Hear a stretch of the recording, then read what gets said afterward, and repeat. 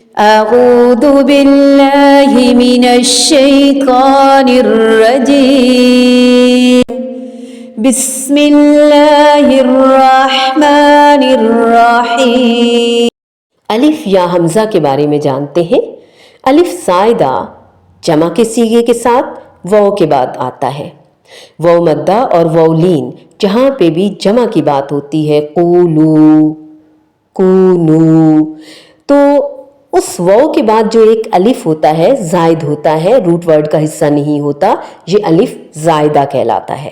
حمزہ وصلی جو درمیانی کلام ہوتا ہے، اس کو وصل میں جوڑنے کے لیے وصل کے طور پر استعمال کیا جاتا ہے اور پڑھا نہیں جاتا، گرا جاتا ہے، گر جاتا ہے۔ یہ الف یا حمزہ وصل کی صورت میں ہم اسے جوڑنے کے لیے تو استعمال کرتے ہیں، جب رواں پڑھتے ہیں تو یہ گر جاتا ہے۔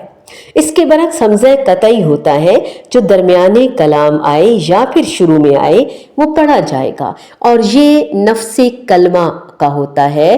کیا مراد؟ یعنی روٹ ورڈ کا حصہ ہوتا ہے، پہلے سے متحرک ہوتا ہے، اور جو زائد ہوتا ہے وہ نفس کلمہ یعنی روٹ ورڈ نہیں ہوتا بلکہ اضافی ہوتا ہے، زائدہ ہوتا ہے۔ امید ہے کہ سمجھ آ گئی ہوگی۔